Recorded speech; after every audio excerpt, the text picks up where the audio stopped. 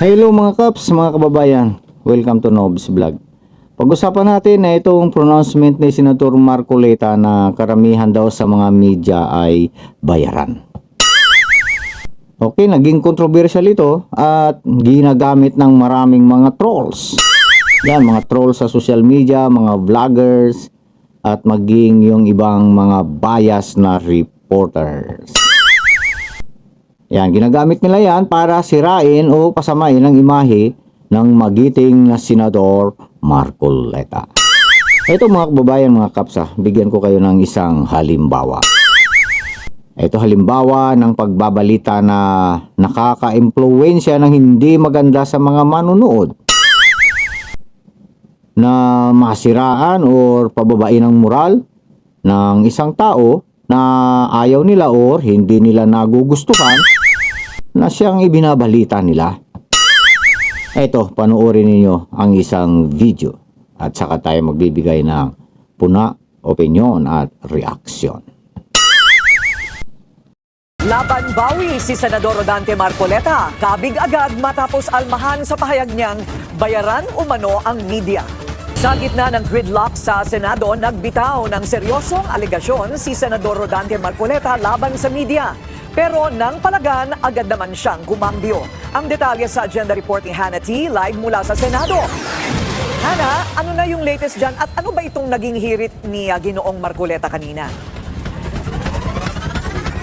Corina, natuloy pa rin ang pagdinig kaugnay ng flood control scandal ngayong araw at pinangunahan nga yan ni Senator Rodante Marcoleta, pero tila nag-backfire din sa kanya ang isa sa mga pahayag niya. Out of frustration kasi, Corina, sinabi ni Marcoleta na bayaran umano ang karamihan sa media matapos ilahad ang sama ng loob na 11 raw na senador ang hindi naglakas loob na makiisa sa pagsisimula ng pagdinig ngayong araw. Wala raw ni isa ang nagsalita para suportahan ang investigasyon mula sa kampo ng Solid Block 11 na ngayon ay 12 na dahil sa pagsulpot ni Senator Cheese Escudero kahapon. Kayo po mga participant sa media, nakaramihan po sa inyo ay bayaran. Sasabihin ko na sa inyo ito. Meron po ba nagsalita sa kanila? Kayo pong members ng media, tinanong niyo po ba sila kung bakit napakatahimik sila? Kinundi na ito ng Senate media dahil ito ay irresponsable at atake sa institusyong kilala para mapagana ang demokrasya. Sa panahong may disinformation at political polarization, kailangan daw mas maging responsable ng mga opisyal pagdating sa kanilang mga pahayag. Hindi gampani ng media ang maglingkod sa mga politiko o anumang paksyon at tungkulin itong maihatid ang katotohanan, verified information at questionin ang mga nangyayari sa bansa nang walang takot o pabor sa sinuman. Okay, ayan po mga viewers natin. Ang sabi, laban bawi daw si Senator Marcoleta. No, laban bawi daw siya doon sa mga sinabi niya. Ibig sabihin kasi, mga kababayan, para sa akin, laban bawi, para itong ano ba, no? Hindi pinaninindigan ng isang nagsalita yung nabitiwan niyang salita. Ang tanong, yun nga ba? Yun nga ba ang ginawa ni Senator Marcoleta? Binawi ba niya yung kanyang ipinahayag? Binabanatan ako ng mga media. Ganun ho ba?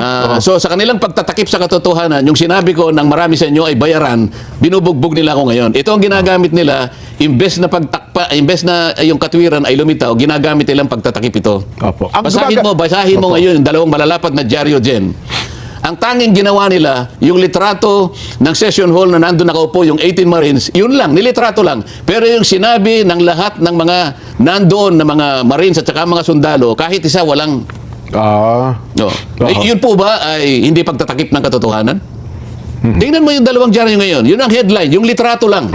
Wala nang iba. At hindi po akong original na nagsabi ng marami sa inyo ay nababayaran. Gusto kong ipakita. Pwede mo masinag na ganito na... Pwede nyo bang ipasinag para makita ang librong ito? Ano ang title ng librong ito na hawak ko? Ayan. Babasahin ko dyan, ha? News for Sale. The Corruption and Commercialization of Philippine Media.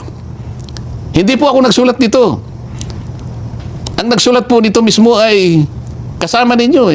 Panggitin ko na lang po ang ilan sa mga sinabi nila para lang, ito po, Malumang Ahas, then PPC Executive Director, said in a report to Press Council members that Manila Times reporters said they believe that up to 90% of their colleagues were open to accepting money given by their sources. The practices, this reporter said, was most prevalent among tabloid correspondents who are among the poorest paid in the profession.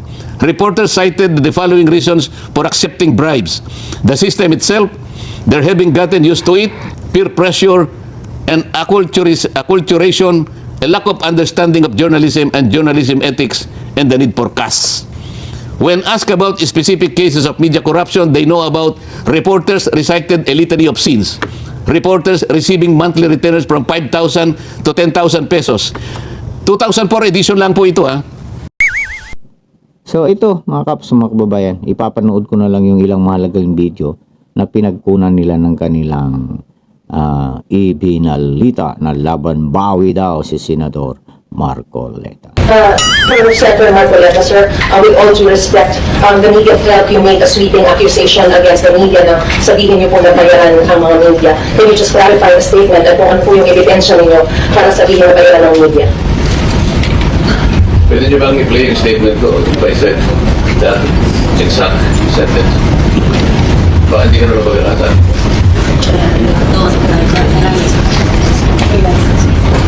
Siniretso mo ba, Mr.? Oo, sir. Sinabi niyo, sir, media.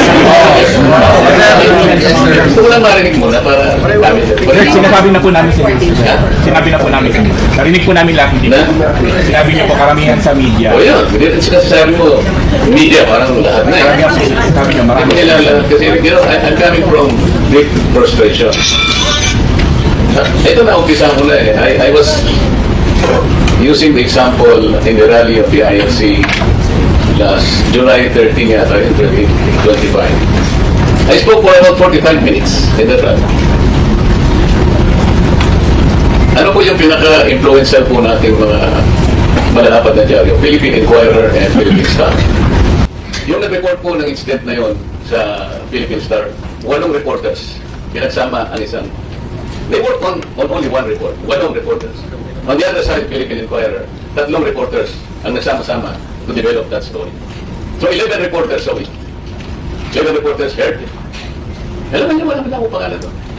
Kahit na yung acronym lang ng pangalan ko, hindi naman naglagay. Narinig namin si RTN. Baka sakalit tanggapin ko na po yun. There were senators na nagpunta doon. They were not invited. Basta nagpunta lamang doon, nasama sa crowd, naispatan ng mga reporters. All their names, nandun po sa the report, including their middle names.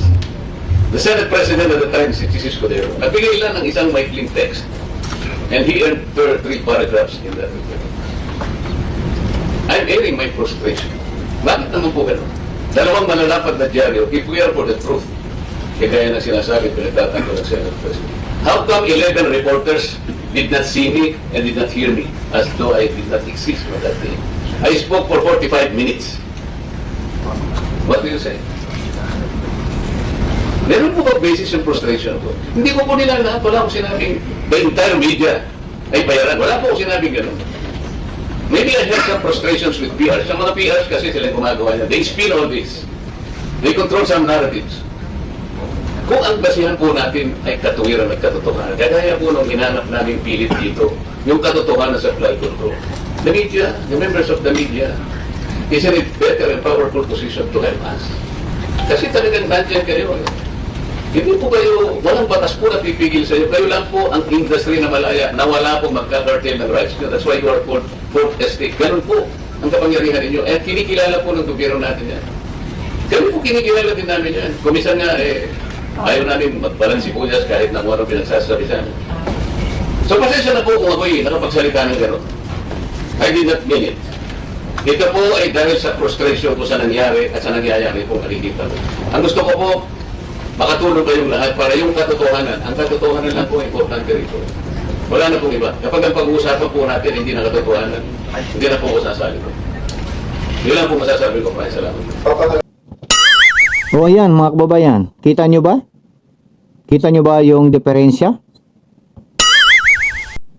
Iyan yung tagpo sa pagharap ni SP Cayetano at Senator Marcoleta sa press conference nila pagkatapos ng BRC, yung Blue Ribbon Committee investigation. So, hindi ba ang balita nila ay makikitang parang may motibo? No? Para sa akin kasi parang may motibo eh. Parang hindi maganda yung pag-deliver ng pagbabalita. Sabi, laban, bawi daw. Alam nyo, ibig sabihin kasi, no, para sa akin, ay yung laban, bawi na yan, abay parang wala kang bayag. Walang paninindigan. O kaya, yung taong ito hindi mapagkakatiwalaan dahil laban, bawi nga yung kanyang mga sinasabi. Ayan, no? Sa video interview na nakikita natin doon sa mga sagot ni Senator Marcoleta. Binawi ba ni Senator Marcoleta yung sinabi niya? Or pinanindigan at mas ipinaliwanag pa niya? O, di ba? Simple lang. Simple lang intindihin ba? Na kung hindi ka marunong, no, hindi ka marunong munawa o hindi ka marunong umintindi sa mga nangyayari, aba mabibiktima ka ng maling impormasyon. No? Baga fake news ang makarating sa iyo. Isa pa, no? Doon pa lang sa interview na nangyari may isang media rin doon na nagtanong at ang sabi, no, sa tanong ay ganito. Sir, inakusahan ninyo na bayaran ang mga media. Ano ang masasabi ninyo dito? Galing ng tanong, no? Pero di nakalusot yung kay Senator Marcoleta, no? Pinapa-replay ni Senator Marcoleta kung iyon nga yung insaktong pagkasabi niya. So nagtanong pa ang senador, no? Nagtanong pa si Senator Marcoleta sa ibang mga media na nandoon kung yun nga ba ang sinabi niya. At sumagot naman ang mga media na oo daw. At iyon daw ay narinig nilang lahat. Sabi ni Senator Marcoleta, narinig yung lahat? Anong narinig ninyo? Narinig namin, sir, na sinabi mo yan, sir. Anong sinabi ko? Merong isang media nang sabi mo, sir, karamihan sa mga media ay bayaran. Kita mo? Nakita niyo yung style ng mga media doon sa pagtatanong? Pag hindi matalino si Senator Marcoleta doon, wala napasok sa bitag na itong mga nag-i-interview sa kanya. At iyon yung ipinamukha ni Senator Marcoleta sa kanila, sa lahat ng mga media doon, no? Natahimik sila. Pag sinabi mo ang mga media, in general, lahat na yun sila. Walang pinipili, kahit sino ka man. Pero pag sinabing karamihan sa mga media, siyempre, yung ilan sa kanila ang ibig sabihin. Pero marami nga lang sa kanila. Diba? Isa po iyan sa paraan na ginagawa ng mga media sa pagtatanong, pag may interview sila, no? At ganoon din sa kanilang mga pagsasasagot o sa pagbabalita kaya. Kung kaya, madali nilang dalhin na mailihis yung mga totoong pangyari, yung tunay, o katotohanan, mailihis nila papunta sa maling mga pangyayari. Na kung maririnig ng taong bayan ay tiyak, siyempre naman, dahil sa maganda yung mga pag-deliver ng pagbabalita with expression, with feelings, di tiyak masisira ang reputasyon ng taong binabanggit nila, tinutukoy nila, o ibinabalita nila. No? Alam nyo, ang daming media doon na kaharap si Senator Marcoleta na sumang-ayon doon sa maling pagtatanong nung isa nilang kasama. So, kumbaga, sumang-ayon sila doon sa maling impormasyon. At isa lang ang nagsabi ng totoo doon. Yung inulit, no? Pinasagot ulit ni Senator Marcoleta. Ano ba yung sinabi ko? Sige nga, sabihin mo nga. Yon. Sabi niya, karamihan, marami sa mga media, karamihan sa inyo ay mga bayaran. Di ba? So doon, bokya yung mga media. Mga bias na mga media. Hindi nila maamin na mga bayaran sila. Nasaktan ni Senator Marcoleta ang damdamin nila. At kaya doon, humingi rin ng pasensya si Senator Marcoleta. Parang nag-sorry siya. Kasi nasaktan sila. Doon nasabi ni Senator Marcoleta na I didn't mean it. No? So, sa mga ganyang paraan kasi, o style ng ilang mga media, talagang ma-prostrate ka. At makapagsasabi nga tayo na, boy, mga bayaran kayo o di ba? Masasabi natin na mga bayaran nga sila, kagaya ng sinabi ni Senator Marcoleta na naging prostration niya. So, eto, pasok tayo dun. So, kung paano pumasok ang anggulo ng bayaran. So, bakit natin nasasabi na bayaran, no? Ang marami, karamihan sa mga media. Edi siyempre, ganito lang yon. Kapag magagawa ng isang mamamahayag, tagapagbalita, media, or vlogger, kaya masiraan, kaya nilang sirain, or pabanguhin ang isang individual, ay diyan ngayon papasok yung sinasabi nating bayaran. So, nangyari ang bayaran sa iba't ibang pangyayari or aspeto. Katulad ng halimbawa, ay paborito ng isang mamamahayag ang ilang politiko or isang politiko. At yung politiko naman na yun ay hayok. Hayok bang tawag doon? Yung bang gustong-gusto yung publicity? Di ba? Mga parang gusto sumikat. Oh. At iyon ay gagawa ng isang mamamahayag, vlogger, or ano man dyan, media, gagawa ng isang script para maging mabango at mabuti ang politikong ito. No?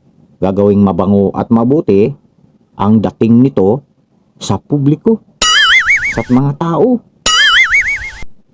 At pwedeng mapagtakpan ang baho nito kung may ginagawa siyang baho.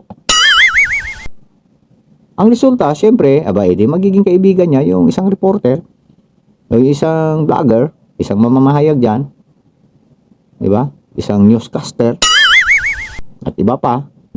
At syempre, doon ay magkakaroon ngayon ito ng magandang loob. Merong utang na loob. Pag utang, meron ng bayaran. May utang na loob ko na dun di ba, no? No? Yung politikong ito magkaroon ng utang na loob sa isang media, sa isang vlogger, na nagpasikat, no? O nagpasikat sa kanya. At siyempre, kapag sinabi ko kanina, kapag utang na loob, di doon napapasok yung pabor, di ba? Pabuya, di ba? Sa madaling salita, bayad sa kanya. Ayan, di may bayaran na, di ba? Ano lang yun? Di naman may kakaila yan di ba? So, pero kapag pero kapag ang isang politiko o sino mang individual na hindi nila gusto, kahit na mabuti at tama ang ginagawa, ay hindi nila ibabalita ang mga ginagawa nito. Yan yung frustration kanina ni Senator Marcoleta. Ang sinasabi niya, no? So bakit? Bakit di nila ibabalita? Di siyempre. Di mapupurnada nito yung mga tiwaling politiko, no? Yung tiwali yung kanilang ginagawa na ang gagaling magbayad, no? At mapupurnada ngayon yung pakinabang nila. Di ba? Siyempre ganito yan. Pag totoong sinasabi mo, masasagasaan nun yung kasinungalingan ang sinasabi. Simple lang, di ba? Mga kaps, mga kababayan. Simple lang intindihin ang lahat. At yan ang masasabi nating marami sa mga media sa panahon ngayon. Alam niyo na yung takbo kalakaran, no? Ng demokrasya sa pagbabalita. Ginagamit kasi ng iba yung demokrasya natin, freedom of expression, para sa ibang layunin or motibo. Pero para sa akin, wala namang freedom of fake news. Di ba, no? Nagbabalita ka nga, freedom of expression, freedom of speech, pero wala kang freedom na bulahin or lukuhin or anuhin yung mga tao, pasakayin doon sa gusto ninyong mangyari. Walang freedom sa ganun. Labag yun, labag, no? Hindi freedom ang tawag doon. Freedom sa paggawa ng mga kasinungalingan. Kahit sinong tao, walang freedom na magsinungaling, gumawa ng kabalbalan, kabulastugan. Okay. So mga Kabs, mga kababayan, hanggang dito muna tayo. At ay mag-comment lang po kayo sa ating comment section ng inyong mga saloobin at nang makarating naman sa mga manonood, mga viewers natin, ang nais ninyong ma-voice out, no, tungkol sa usaping ito. Okay, ito pong muli ang yung Nobs Vlog. Nagsasabing mag-ingat po tayong lahat. Maraming salamat po. Thank you.